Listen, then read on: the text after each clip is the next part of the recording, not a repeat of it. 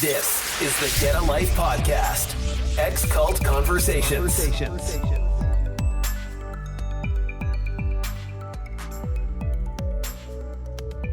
Hey there, and I'm sure most of you are well aware by now that I was born into a cult here in Sydney, Australia, and I escaped that 7 years ago.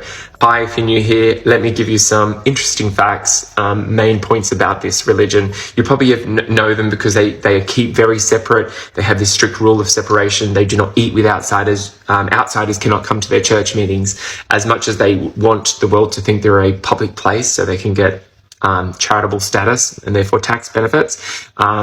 They also have very strict rules around within the religion. So you cannot have, mobile phones, internet, radio, television. You can't go to movies. You can't go to football games. They have their own schools. So it's a commune, but psychologically they seamlessly integrate into society. Half the members, they are a worldwide group, but half of the, about 30,000 plus are here in Australia, with the majority being around Sydney because that's where the leader is. So they're very skilled businessmen. So that's why they have a lot of money. They make a lot of great deals and clever accounting. So they, make a lot of money. But some interesting facts. I believe they're a doomsday cult because they believe in the second coming of Jesus, and they call it the rapture, where he will basically rescue them out of the end of the world. So the world goes to shit, and because they are the shit, they get rescued. There's a scripture to back that up, where in Revelation somewhere where they say they are peculiar people zealous for good works. So peculiar, yes, but not that zealous for good works. Which, if you follow my stories, you'll find out why, and I'll share more about them as well. Another interesting thing is they only ever get married on a Tuesday because, Jesus turned up to that wedding where he made on the third day where he made the water into wine. So you know who I'll be inviting to my wedding with lots of bottles of water, which come to become wine. No jokes. And what was another interesting thing is that the women will always have to wear a token in their hair. So again, the women are allowed to wear pants. They don't speak up in church. They have a very sort of secondary role in there because they are the weaker sex. Yes, they are very homophobic and very sexist. So the women have to wear a token in their hair. So the angels will look down and go, oh, that's a woman. We better give her an extra bit of protection because, she's the weaker sex. So that adds to that whole narrative of they are the weaker sex, they don't speak up, and men rule the roost, basically, or run the world. And another interesting thing, once you leave, you are excommunicated, and you're taught all your life you're better off to die than to leave. So it's very, very traumatic to leave. So I've had a lot of you ask, was I pushed to get married? What were my options? How did that look for a gay man, closeted gay man? So just briefly, my parents were an arranged marriage. So I knew I had that option, which wasn't really an option for me because I didn't want to marry a woman because I couldn't be honest, firstly with myself or with her, and I didn't want to be that disappointment. Secondly, the second option, which I knew they'd tried on a gay man before, and I was terrified because it happened in Sydney, and the doctor that did that, the Brethren doctor, had his practice closed down over it, but they chemically castrated a young gay man, such pre-60, 70, 50s mindset, like they would probably lobotomize somebody if they could, because that's how uneducated they are in terms of things like sexuality. So for me, I knew chemical castration was another. That's what I'd heard. That I knew they did this to this man. So I thought that was a possibility, a very real possibility they were going to do that to me. Thirdly, the third option was to escape, which I didn't know how to do. I didn't have any friends outside. I didn't know anybody outside. There was no way of communicating or contacting people outside without, you're constantly under a microscope, without, getting in so much trouble. And also I knew what it costs to leave. You're excommunicated when you leave. Your family have to erase you from their photos. They have to erase you from their life. They cannot speak about you. The photo books they have, which I'll share photos of at one point, you're erased from their very photo books. They record the deaths of people in that. But people that leave, they scratch them out. So it's like you don't exist. So that was a very real thing. And I didn't know how I was going to work with that. The fourth option, the only option I really saw, was suicide. And so, you know, I did try to commit suicide. Obviously, I had a moment within that of reality, thinking that there is a possibility, you know, that small glimmer of hope that I could leave. I could, you know, I knew that I had two uncles that had left years and years ago, got kicked out, and obviously, you know, had survived the worst. So from there, I started to prepare over the next 6 years, and it took me 6 years from then to around about 6 years to leave, you know, because you have to come to terms with mentally. It's more the emotional endurance and the mental endurance to be able to leave your own family. Now, your questions here, and I've had a few people ask this: do the brethren, or they seem to have a particular industry that or business type they deal with? As you may know or not know, the brethren are very business oriented. Money is their driving force. And so you'll notice, and some people have said, oh, they all seem to be in healthcare, or they all seem to be in safety, or they all seem to be in building, or they tend to pick, or you know, certain people. Start that again. The higher you up in the brethren is related to money and close association to the Hales family, and that is the royal family of the brethren, the family where the leader's family. And so if you have more money, it's usually from your business, right? So they sort of copy, there's like a copycat sort of influence that seems to follow or seamlessly follow out through the lower echelons of the brethren society. So for example, the Hales family business, for example, if they did office fit outs and interiors and it went well, because you have all the best of the best working for you, and the business brains sort of supporting you, of course it's going to go well. Well, the rest of the brethren kind of go, well, that works for them, let's do something similar. So in the same way that you'll find a lot did do safety, or a lot did have done PPE or like interiors for healthcare environments, or and it usually ends up being like taking money from government institutions, that type of thing, where it's easy money and big money, because, you know, they require a lot of money. It's an expensive lifestyle to be a brethren, and also particularly when you've got to pay for hefty court cases to, in my experience, outprice mothers that want to save their children from a cult or an abusive upbringing. You know, it's you need money to be able to outprice them with getting the best lawyers. So, you know, even if your case that you're supporting is an abuser, they'll still win. And this has happened currently with happening currently. And yeah, more to come on that. But yeah, thank you for your questions. And yes, they all seem to be in a similar business group because, well, they're very contained, and influence is the leaders are very influential in that. Yes, sorry, this one was about divorce. You're right, yes, this is correct. If somebody leaves, that the person that's still in the brethren and they're married is allowed to divorce them. But what I was talking about is people within the in the religion or in the cult. If they have an abusive relationship or an abusive partner, you can't just like separate and like, you know, go back to your family home or, you know, live your life as a divorcee, because there is no divorce. So it's if somebody is excommunicated or leaves the relationship, then the person still in the brethren is allowed to get a divorce. And somebody else asked on this thread about annulment. I don't really know what that is, but like as in making the children that you have illegitimate. No, I've never heard that. They don't really consider themselves anything like the Catholic Church, because they feel like that is what has gone wrong with Christianity.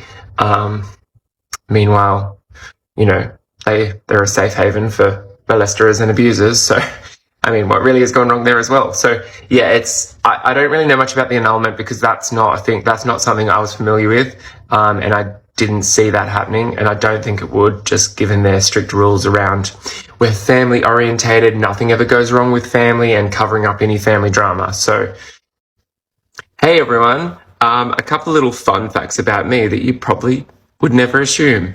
First one, I grew up in a cult that didn't allow me to watch television, movies, read books, have music, any sort of entertainment or influence from the outside world, internet.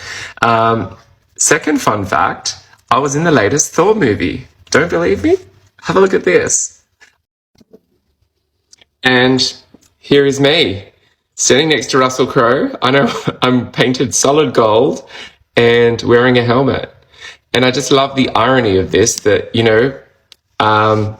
I was the boy that grew up with no TV, no movies, raised in a cult, and my father told me all my life I'd never amount to anything or do anything or be anything. And I would be in a gutter, and this is just one of the little wins for me, because I love the irony of that I wasn't allowed to watch movies and I ended up in one. And I know I'm only a small part, but to me, this was just such a amazing experience. It was really mind blowing. It was one of those moments in life where you will never I don't think I'll ever surpass that moment. But I want to use this to maybe help someone else in a similar situation in there, that you can do whatever the fuck you want. You can be whoever you want out here. And look, while being an actor or being in movies isn't my thing, I did it just because I wanted to, and I could, and I did. It was just, it was such a great experience. And to anybody that's stuck in the exclusive brethren cult like I was for 24 years of my life, take a chance, open a door, and start planning, for a better life.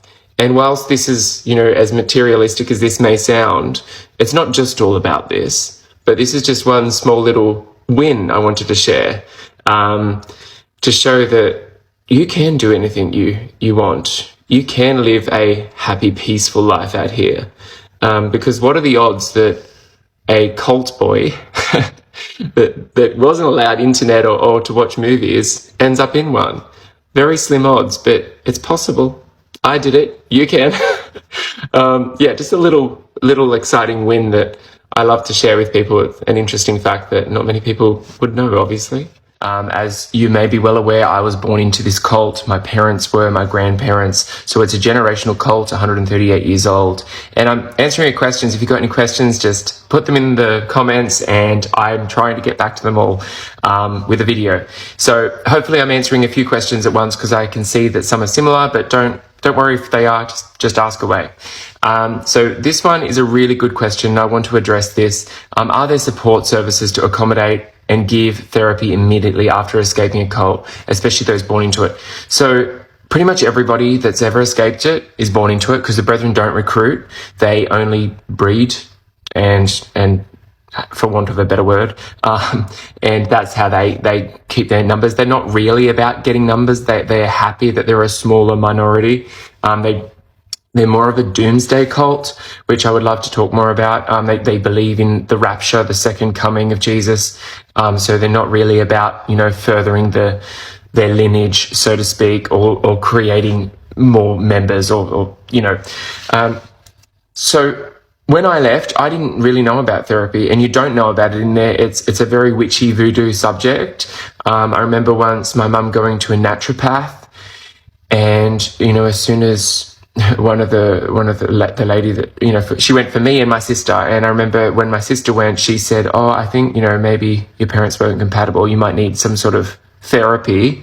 My mum was up and out. It's not something they condone. It's very, witchy voodoo, basically. They think psychiatry, anyone, dealing with mental health or therapy, because it will obviously change your mind, they think is of the devil. It will change your views of the situation you're in, because most of the people in there need therapy because they're in such a toxic, high pressure society that they don't cope. And that's why they are so heavily dependent on alcohol. So unfortunately there isn't. And, it took me 5 years to get therapy, and I've had it for, I've been out for 7. So I've had therapy for maybe 3 years now. And it has immensely changed not only who I am as a gay man, it's helped me recover, from heal from religious trauma that I suffered, from other, abuses that I suffered. It's really, defined who I am today, and helped me on my journey. Like I am such an advocate for therapy, and I always push the people that I help leave, to get therapy immediately, just to help speed up that and healing process, which, takes a lifetime. This question is, what kind of books did I read? As you may know, or if you haven't seen my videos because you're new here, I wasn't allowed to read books, music, any sort of entertainment, or anything that would influence me in terms of an outside world. So we lived a very separate life, and reading was limited to children's books as a child. And then through high school, you were allowed to, I used to say, I've got to read this book for school. And, your parents would look it over and sort of check it and make sure that that's what was happening. But they were constantly like, particularly my dad, why are you reading this? You've done what you turned 12 years old, you're done with the things of a child. So it's that mentality that from 12 years old, you are growing up, you are becoming a man. And so the books I used to love as a kid were Famous Five, Secret Seven, Enid Blyton. And then that moved into, I loved the adventure. That moved into Hardy Boys, Nancy Drew, Trixie Belden, just to name a few. I used to love Phantom comics, but they were such contraband. Like my dad would rip them up. I don't know why, but I think it might have been because he was a man in undies. I don't know. And then as I grew up and got older, I loved things that like Alexander Dumas's Three Musketeers, or like the unabridged version, so the big thick books. My favorite of all time is The Count of Monte Cristo. I think that would be an amazing movie, and I always had dreamt of Baz Luhrmann doing it, because it would be, he's the only person that could do it justice, like he did The Great Gatsby. So yeah, those type of books. I loved The Scarlet Pimpernel and his stories of, rescuing people. Guess it's kind of ironic now that, I'm doing a similar thing in rescuing people out of this cult. And yeah, so a range of books. I don't read as much as I used to. I think I take that for granted now. This year in particular, I've tried to settle down and like pick a specific time to read, like particularly now in the morning or later at night. I love self-help books, and then a bit of Greek mythology, like Song of Achilles, which is an amazing read if you haven't read it. This is not a question, but this is funny because this is actually one of my old work colleagues that I used to work with in the Brethren. And she was an outsider, I was an insider, and she knows that I used to get in trouble for like, being too familiar with outsiders, with herself. So hey, Linda. So yes, and she said, this is why I upgraded you to USBs, which could go into your underwear. And that's true. That's how severe and how secretive you used to have to be. So I got in trouble for swapping books with another work colleague. And then Linda, in order for me to get movies or music, sinful things that were not, were highly contraband in the Brethren, Linda used to give them to me on a USB stick, which I had to put into my underwear. So, it's the only place they didn't search. I used to get home from work and my dad would stand in the doorway, open your bags, basically search me down like every second afternoon. Anytime he thought or heard that, when he heard obviously from my manager that I was swapping books, he'd be in the doorway, patting me down. And if my manager or any other brethren in there listening to this, the effects of you being so controlling don't stop with you, right? And you reporting on people. It doesn't stop with you. The abuse, because this is abuse, coercive control, happens at home as well. So I used to get home, I'd have a pat down, search down from my own dad, and then I'd be allowed into the house. And his whole thing was always, this is my house, my rules. If you don't want to live here, go live somewhere else. Go and live on the street. And you know what? Here I am living on the street. But I couldn't do that at 14, 15 years old. That was a threat from, early teens or a child. And yeah, so you can understand how abusive and toxic and how traumatizing it has been. And this is why I'm so protective of my own space. And I I love my life now. It's completely the opposite. I never thought it was possible to have this freedom, this peace out here that I have. So if anybody in there is listening and are hiding USB sticks in their underwear, one day you don't have to. You can fucking go to a movie. You can read a damn book in a park and nobody's going to judge you. And if they do, it doesn't matter, because you don't have to know them. You don't have to hang out with them. You only have to surround yourself with a few good people and your life is bliss. Your question here is about the RBTs, and because the Exclusive Brethren or the Plymouth Brethren Christian Church are renowned for their drinking, their drinking issues, and how do they get around, navigate driving? And I honestly, it used to always surprise me how much they would drink and then be comfortable hopping in the car and driving, putting their own family and other drivers on the road at risk. And it's happened recently with a Brethren member. There was an article in Victoria about a young Brethren boy that, was recklessly driving and allegedly from the media article, and he's killed two, I think a brother and a cousin or something. I'll have to read the article again. But the sad thing is, yes, he's at fault. But the sad thing is they will use him as an example of what God is saying to the brethren about, everyone needing to shape up, and rather than addressing the actual issue here, and that's the drinking culture in the Exclusive Brethren, the excessive use of alcohol, their mentality, as one of the leaders have said before, alcohol makes a strong man stronger and a weak man weaker. So it's that whole masquerade of being, well, I'm a man, so I can drink, rather than, understanding there is a critical issue amongst the brethren of notorious drinking, and a culture that starts from as a child you are fed alcohol at a ritual on a Sunday. They feed you port in representation of Christ's blood. So it starts from an early age, that indoctrination that this is okay, this is part of life. And as you get older and older, you become more, you use it as a crutch. And how they navigate, if they're ever caught or caught with drink driving, money gets them out of everything. Expensive lawyers, they get off so easily because of money. And it's just a sad reality. Our law system here in Australia doesn't support women as much as it does men, and lets people with money win whatever they fucking want. They can murder somebody and basically get away with it. Okay, I thought I'd do a part 2 on this question about how the Exclusive Brethren navigate RBTs, because I had a memory come back to me about an experience I had with growing up, what it was like. They're very heavy drinkers, and I'm just talking about why and my experiences with that and why they're like that.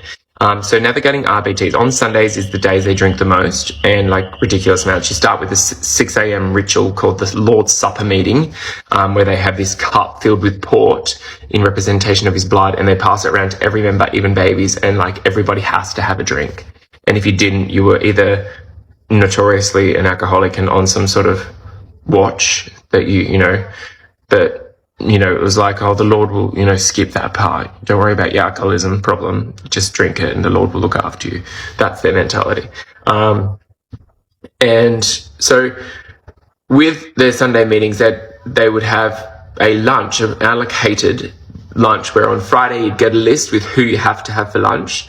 Doesn't matter if you fucking hated the guy, you had to have that person for lunch. And that's when they'd consume all the alcohol. And there's a lot of alcohol, no RSAs. It was just, I know it's not a public place, it's in their own homes, but ridiculous amount. I really had to, now I'm a lightweight compared to what I used to drink. It was ridiculous how much you used to consume as a teenager or a young adult. And I remember going between church meetings, and I remember being part of a group chat they had to notify if there were, and I don't know if it was in other areas, but my area, they had a group chat that would notify if there was an RBT or a police card doing random breath tests, or a cop or anything. They'd be like, cop on this road, blah, blah, blah, use back streets. So I don't know if it was they have that nowadays. I don't know if it's particular app for that, but they used to have their own group chat on BlackBerry Messenger, and they all used to report if there was an RBT, and so that all the brethren would avoid that road because, well, they would well and truly over and were going to get caught. So that's how they used to literally avoid RBTs. But if they were caught, like I said in the previous video, it was money. They would get off with lesser punishments for their crimes, because they could afford expensive lawyers, because the brethren have a lot of money. So a lot of you have asked about my relationship with my father and, do I ever hear from him? So I escaped 7 years ago. I never hear from him. I think I've reached out once, maybe twice. I hear, more from my mum when I reach out than I do my dad. I didn't have a great relationship with my father. He was extremely homophobic, emotionally abusive, just very manipulative, and he had an arranged marriage, so my mother hated him as well, but was forced to live with him.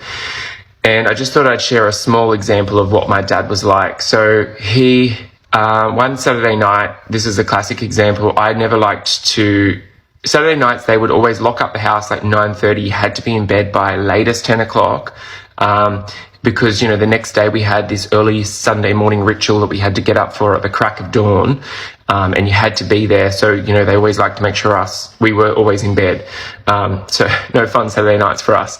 But I didn't like spending Saturday nights at home with my family. They were a very toxic family. So I used to just find solace in my car, singing to Rihanna, which was, sinful and illegal in the brethren anyway, because you weren't allowed to have music from outside.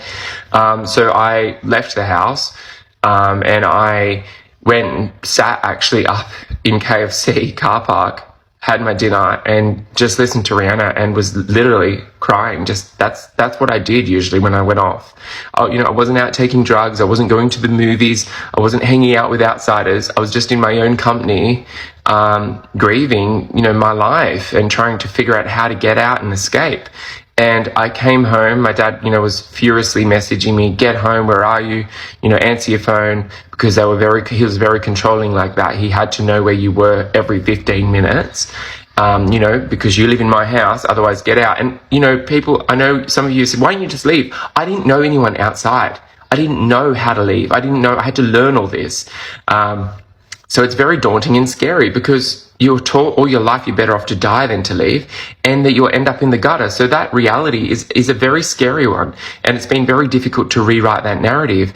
I find myself still struggling with that today. Like, I really struggle and stress about financial security. That's why I work hard in my small business to make sure I never fall back or have to rely on them, because I can't.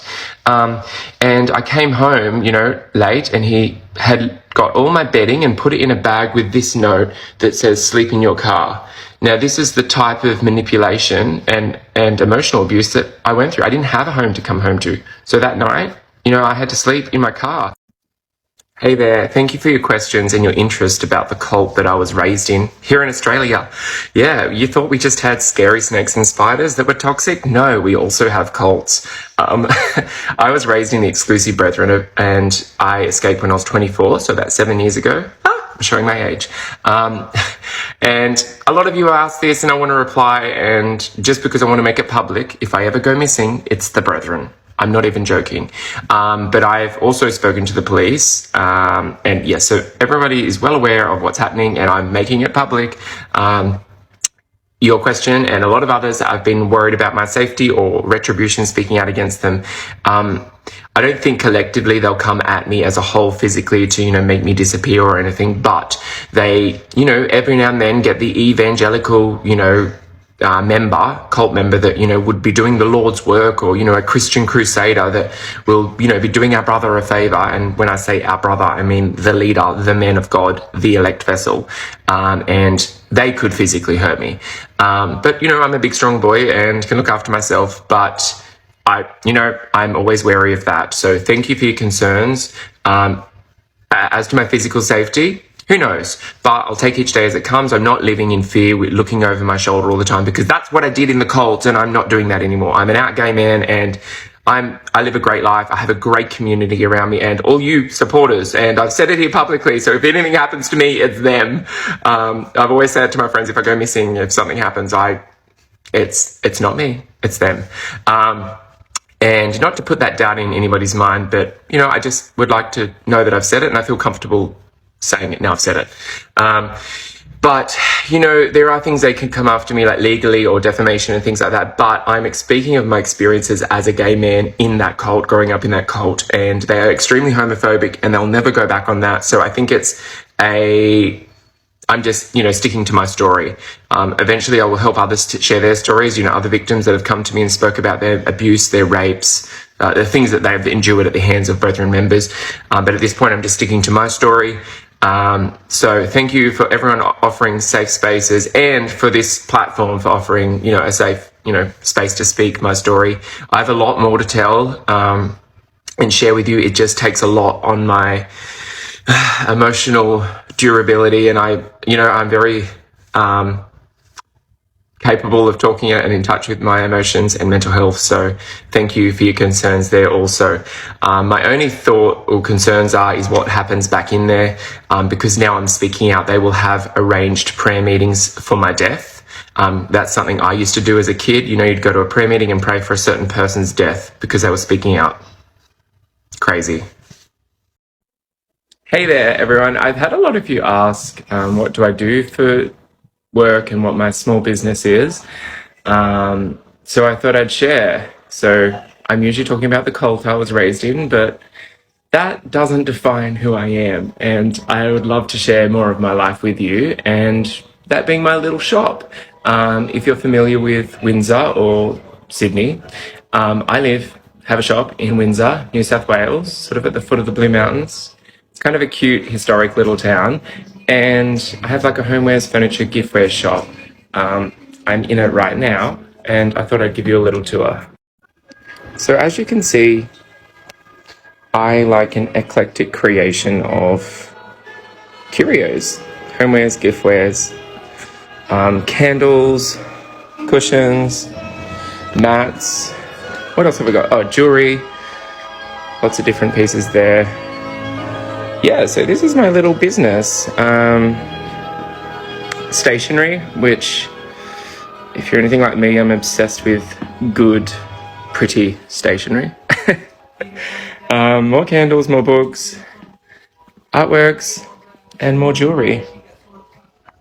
Which, who can have enough of that?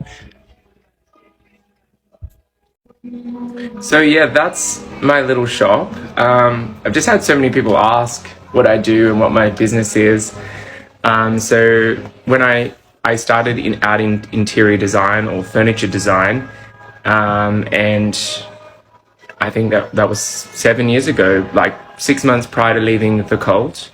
And, you know, it was really scary because financial security is the scariest thing out here. It's the reason a lot of people go back to the Brethren. It's a reason a lot of people don't make it when they get out here.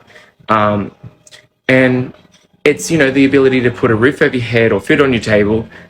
It's a very real thing because the Brethren control everything, and everything is so well looked after by the leadership or by those with more money in the Brethren. You don't really know, you aren't well equipped with street smart or how to save or how to live in the real world. And it's a very real reality. Like, I remember somebody helping me find my first rental. It was so scary. And venturing out into a small business, it's hard enough at the best of times, and with everything we've had in terms of COVID or in where I am, fires and floods. So yeah, this is my little shop. It's called Manor on George, and I will share the socials or the website. But I've had a lot of you ask what I do, and this is what I do. I'm super passionate about it. Thanks for your support, guys. A lot of you have reached out and said, are you not worried for your safety? Thank you. I'm, in a great place. I'm not worried for my safety in terms of mental health or physical. I don't know what the Brethren could do to me physically. I'm, one call away from the police. I'm not afraid to do that. But I do know And, you know, a few of you have said why, you know, it's taken you 7 years to come out and speak about it. You know, and this is why it's taken me so long, because all your life you were taught you're better off to die than to leave. It's such a mental mind game to, you know, a mind fuck basically, to come out and speak about it, because you're ultimately speaking against everything you ever knew and your family. And whilst you're not against them or bitter against them, it's the environment they're in that they enable and support. So it's not them individually. Like, I love my mother and I love my family. I mean, my dad, but I didn't really have a great relationship with him, which I'll do another video about what I suffered at the hands of him. But yeah, it's taken me a while to come out and speak about it, because, you know, once you do, you're branded by your family in there, and your family have to endure this too. But again, it's not about them. It's not so much about me. I'm more doing this to help raise awareness about the toxicity of this cult, and hopefully some other people that might be in a similar situation might leave. It's only last week I heard another member in there that thought the only alternative was suicide and has committed suicide. So I am very passionate about speaking up about this, because I was at that point. I did not know anyone on the outside. I did not know anyone on the outside. And I tried to commit suicide because I didn't know any different. Because of the environment I was in, because I was so sheltered, so protected. And so when you come out and speak up against it, those people, myself now, are branded as opposers, as apostate, which, you know, would have affected me years ago, but now it doesn't. I'm not superstitious at all. And they have little prayer meeting rituals where they pray for your death. Now, I'm getting a lot of comments like this about how come the men all look like clones, or the women look like cookie cutter molds. I'll explain why and give you an example of my experience with that. So on Sundays, we have had church 5 times a day. So a 5 a.m. service, a 10 a.m., a 3 p.m., then a 5 p.m. Wait, that's 4 times a day. And then every night during the week from Monday to Friday, and then Saturday morning. So yes, full on. Church was full on. And like I've explained in previous videos, you cannot mingle or associate or be friends with anybody outside of the congregation, the church, the assembly. So it's very restricted and almost like a psychological commune in terms of, it's not a commune, they are seamlessly integrated into society, but it's psychologically, it's a commune. And so there is one leading family where the leader is, and that family sort of dictates or is the leaders in terms of fashion, for example, in most things, because, you know, they're the royal family, but in terms of things like fashion. So that's why, you know, you'll see most brethren, you know, back in the day, they were renowned for their long denim skirts and long hair and, you know, like little tokens like big flowers or fascinators, some people have said.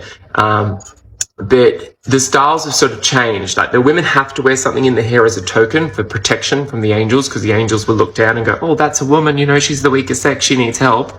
So I used to always question that too, because I'm like, well, if I'm wearing a hat, do I get extra protection?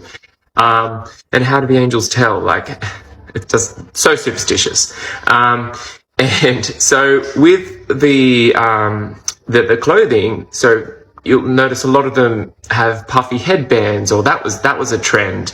It sort of changes and usually is influenced by the royal family, the Hales family.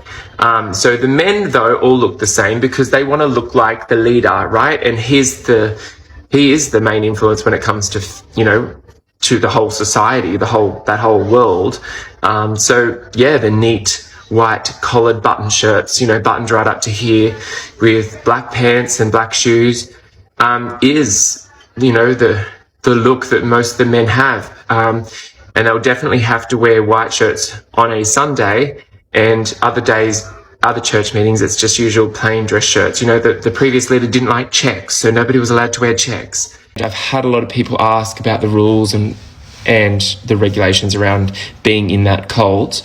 So I thought, why not jump on their own website and answer their FAQ page, their frequently asked questions page, with my own experiences, my own personal beliefs, what I experienced and how I perceive the brethren from an outsider, as somebody that's witnessed it firsthand. And, this is the Brethren's response to all these questions, and I'll share you mine. We'll see how they differ. The first one I just had to, address immediately, because this is ludicrous and an outright lie. So one of their questions is, here, are there specific rules that the PBC, Plymouth Brethren Christian Church, must follow? There are no specific rules. What? When did this change? There are no specific rules. Yet my mum, as you just saw in the recent video, can't catch up with me for a coffee. I can't go to her house on Mother's Day and drop her off something. She can't come out and speak to me. There are no specific rules. What? Did this just change yesterday? Because I'm confused. And then it goes on, Brethren universally maintain beliefs and a lifestyle is based on the Holy Scriptures. We are genuine in our endeavours to secure a sustainable structure of family life. What? By arranged marriage? By enabling alcoholic abusers? That isn't a sustainable, normal structure of family life. For the enduring happiness? Oh my God. The lies. I've never read through this. I'm witnessing this firsthand with you. So excuse my emotive reactions, but this is written by the Brethren as a whole. However diverse in character. So back this up. Family life for the enduring happiness of our members, however diverse in character, capacity, and cultural diversity. They've put the cultural diversity in to try and sound like they are diverse. They are not. They are the most racist, homophobic group I've ever met. Ever. And they're not about diversity at all. Well, as a gay man, why am I not welcome? So, bring it all back in. There are specific rules, very strict rules that the Brethren must follow with immediate, lasting consequences. This is a lie. This question is further to another question that was about outsiders working in the Brethren businesses, and you've made a comment that you've gotten in trouble for talking too much, and they were getting too familiar, which is the term the Brethren use, because there's this rule of separation where you aren't allowed to mingle or get too familiar or close to outsiders, due to the Bible verse 2 Timothy 2, let him that names the name of the Lord withdraw from iniquity. So the Brethren are not iniquitous, they withdraw from it. Interesting one, that. So all of us here on the outside are iniquitous, living in sin, basically, which is pretty cool. I'm okay with that. But I want to share a story about my experiences with this. So on the inside of that. So I had a work friend when I used to work for the leader's son-in-law who used to give me books. Now, books were banned in the Brethren, particularly at my age, at 23, 24. So I used to, she used to give me books, I would read them and then give them back to her in a bag secretly at work, because I would take them home and read them under my sheets. There's a grown-ass man reading books, or in my walk-in wardrobe in the dark of night with a torch, because I couldn't leave books around at my house because my dad would chuck them out as soon as he found them, and he would constantly search my room. And I know, because I used to put things in place to figure that out. And also, if I ever had a book or anything that was unbrethren or non-brethren, it would be chucked out. It would mysteriously disappear. There'd be no conversation. Just gone. And I'd know. If I asked him, he'd be like, I don't know what you're talking about. So I got over the denial that he lives in and just thought, okay, we just won't talk about it. I'll just have to be more secretive. So I used to borrow these books and I'd never take them home. I'd hide them in my car and read them. Even at lunchtime, I'd drive off and read them. I devoured books because I lived in a reality within books, and that was my escapism. But this one time, my manager, a little fuckwit, sorry I had to get that out, he was a douche to me, an absolute arsehole. He used to monitor everything I did. He pulled me aside and said, what was that bag you gave, I won't say her name, and she's one of my good friends, but I just don't want to put her out here unless she gives permission. And he said, what was in the bag? And I got taken to the leader's son-in-law's office, my boss's office, and I had to confess that it was a book. What book was it? And I think it was Scarlet Pimpernel or something like that, but huge no-no. I got in trouble, she got in trouble. So this question says, what percentage of leaders do you think genuinely believe what they're saying? And how many do you really think are aware of their own lies and tactics? Well, I don't know. I genuinely believe they realize that it's not real. Like it's, I don't know, it's hard, like, because there's the psyche behind, the bigger the lie, the more people that believe it. And particularly the leaders, they know what they're doing. Like, they can see, because everybody reports back to the leaders, to the leadership. So they would be knowing, like, well aware of all the abuses that are happening in there, all the horrific things that have happened get reported back to them, and they cover it up because of the image. So, and the brethren are very, very business money oriented now, like in particular in the last reign of the last leader, which was never the goal really. I think it's the last couple of leaders that become very money focused. So it's become more of a business rather than a religion. Obviously it's always been cult-like, and in my opinion a cult, but just has become more extreme towards latter years, like modern times, because it's harder to control members now, because you have things like social media. Like back in the day, no one could get on TikTok and explain a horrific life they had here in Australia, in bloody Sydney. Like, it's crazy to think that these people operate and are seamlessly integrated into our society. And your neighbor could be being abused, and that's so common. And I've had so many people come forward from this and talk to me about their hidden lives amongst the brethren and the abuses they suffered. It's just horrific. Some of the stories are absolutely horrific. Like, I knew it was bad, but I didn't know it was this bad. And that's why I will not stop speaking up about it. And the leaders know. So how can you look out and go, well, this is God's chosen people, as you keep telling them? This isn't God's chosen people. It's an environment that harbors and enables abusers because they can get away with it, because you protect them, right? There's no taking it to authorities unless somebody else does. Then they'll be like, oh yeah, we don't condone this behavior. Not at all. No, but you cover every other one up. And this is why I 100% believe, with your question, that they do know, and they're very tactful in maintaining their reputation, because it's always church first, family second. And that's the very reason my own mother doesn't speak to me.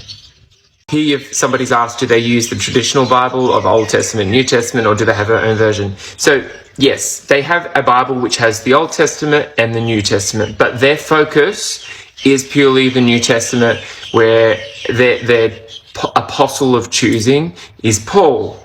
And so they follow the Paul line of ministry, and the leader today and the original leader. So there's been 7 leaders since the beginning, or the origin of the cult, and which happened, they were founded about 150 years ago.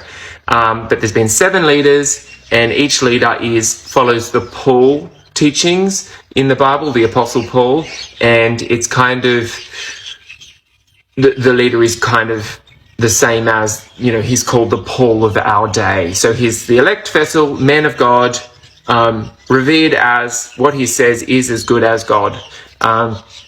And yes, it is their own version of the Bible. So the original founder of the Plymouth Brethren, or the exclusive brethren, his name was John Nelson Darby, JND, they refer to him as to, and he rewrote the Bible and his own version. Back in the day when, doing that was kind of, you couldn't just borrow the transcripts or the manuscripts, whatever they were. He kind of memorized the Bible, went home and wrote out his own version. So accuracy could be called to question here. I mean, how many of us have all been at the same party and gone home and recounted the story and not embellished a little where we felt necessary or changed the story? So I always questioned the accuracy of the Bible. And, the brethren say, oh, he did it with the Spirit of God, he did it with the Word of God, or he did it with God in him, or the Spirit. Well, as you can see by the behaviors of the brethren, there's nothing godly about them at all, particularly the leaders. Hey there, I have a lot of people ask me, in relation to my relationship with my mother. As I've explained in previous videos, I escaped a very strict religious cult that bans family members from speaking to people or family members that leave once they've been excommunicated. So I thought I'd share with you. Mother's Day is particularly hard for me because I miss my mother incredibly, But I always let her know that I still love her and I'm still here and I'm still the same person. I just am not controlled by the same religion that she's controlled by. And if you're new here, hi, I'm talking about the Exclusive Brethren, which I escaped 7 years ago. And follow my journey as I share with you how strict and insidious this cult is here in Australia.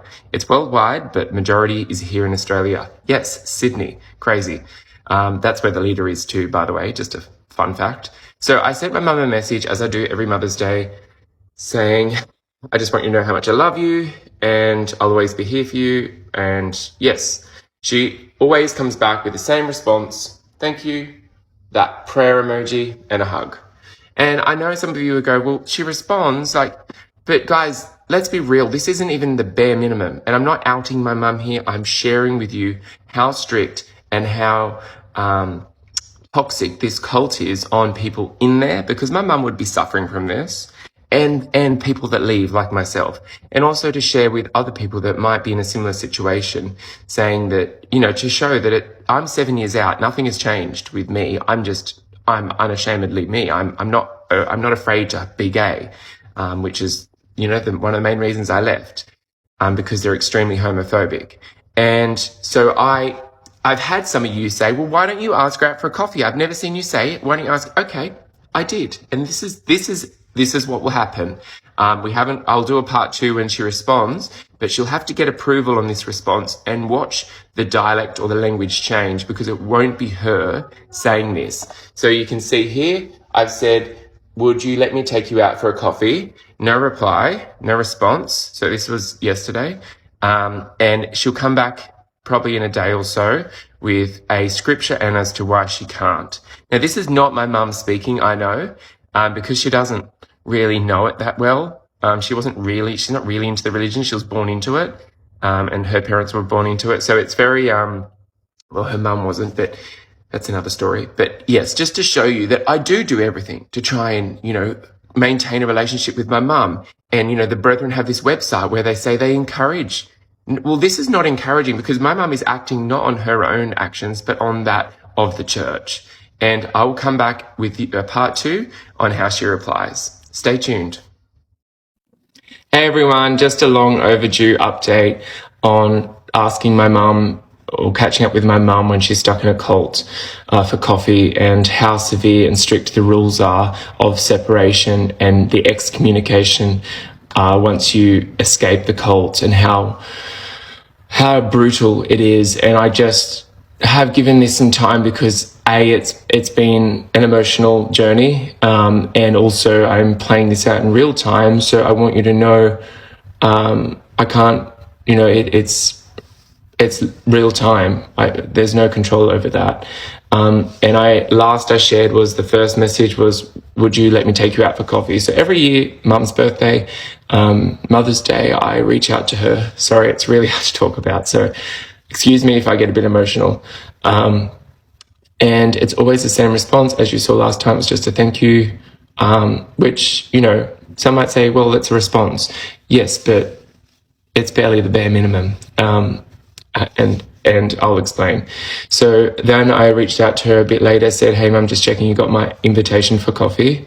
And then I explained a few days later, the reason I was asking is because I thought maybe the rules around their separation had changed, because I had seen my auntie having coffee with an old neighbour, an outsider who they deem really, you know, sinful, and to which I sent a screenshot of me asking and confronting my auntie, because she did it right in front of my shop, and came into my shop with her to kind of rub it in my face. And so I reached out to my auntie and said, do you need help? Like, sometimes this is a way of them crying out for help. And she said, no. And I said, well, I find it strange that you can meet up with your neighbour for a coffee, but you won't meet your nephew. And that was my favourite auntie back then. And she said, oh, I view it very differently. Two Christians speaking and walking and talking together. And I'm like, I'm your flesh and blood. I'm your nephew. And then I'll show you the rest of the message to my mum. So I sent her a final message, Mum, the final message this morning, just outlining, as you can read here. Morning, Mum, I understand you've probably been told not to speak to me again. I understand, just know As your son, I'll always love you, and what I'm doing in raising awareness as to the life I was a part of is to help the many victims and that have suffered abuse and are still suffering. I love you, and what's to come is nothing against you personally, but in view of a greater good. You have always taught me to be honest, kind, and good, and I'm doing just that. I won't say goodbye because my heart is open to you forever. I love you endlessly, and if you ever wish to escape, know I'm here for you. Your loving son always, Ben. Sorry, that's just really hard to read because I know my mum has probably been told not to speak to me again because of me speaking out, but I knew it was a cost of coming that would come with helping others. So just to conclude on the last two videos that I've done about my mum and reaching out to her, the one I did a week ago on Mother's Day, and then the follow-up one I did this morning, just to give you all a part two and how it's going. Whilst they're trapped in the cold, it's multi-generational, so their beliefs are multi-generational. I was fortunate enough to be born gay, so I had that to make me question the teachings of the exclusive brethren. But I think I wanted to touch on a couple of things that I didn't get to in the last video. As you can see, I've reached out to my mum over the 7 years. I've been a constant reminder to her that I'm alive. I do exist, and I am your son, and I still love you. I haven't changed. I'm just not ashamed of being gay anymore. That's all that's changed. And I think as hard as it is for me, it's just as hard for my mum and my family because, I was very loved by my mother and my sisters in particular. Not so much my dad and my brother. That was another story for another time. But they've had to scratch my photos out of the photo book. They have these photo books. They've had to erase my name from there, like I don't exist. They record dead people in there. But if you leave, you don't get recorded. You aren't acknowledged as a person anymore, as part of that family. And their teachings, all my life, I was taught you're better off to die than to leave this faith, this religion or cult. And so it's very confronting for them and for my mum, for me to pop up and say, I love you on Mother's Day or happy birthday, because I'm a constant reminder that what she is being taught isn't true, because I'm still alive and I am happy, healthy, peaceful, successful. Although they do base their success on their monetary value, which I base my success on my peacefulness or my happiness. And in that, I'm very successful. I have a very happy, peaceful life. I think I constantly reach out to my mum over the years to remind her that you can have a better life out here, because I know that she doesn't have a great one in there. And I think I wanted to wrap up on the last two videos to say that I'll always be reaching out to her, or always be here for her. I probably won't reach out as much to her as I have, because it's too traumatizing, to reach out to somebody and just to be left unread.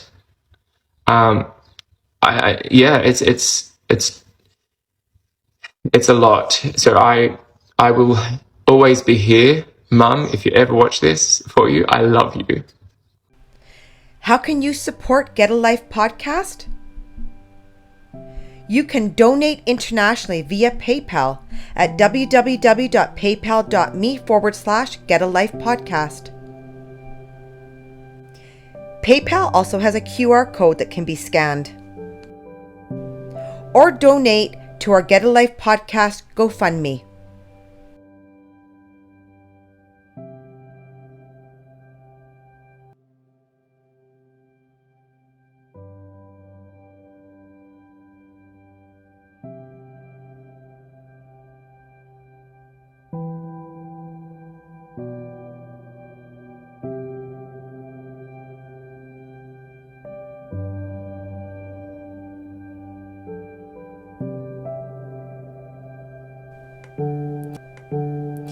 If you're in a high-demand religious group and need help, please go to oliveleaf.network. To share your story or be a guest on the show, email info.getalife@proton.me.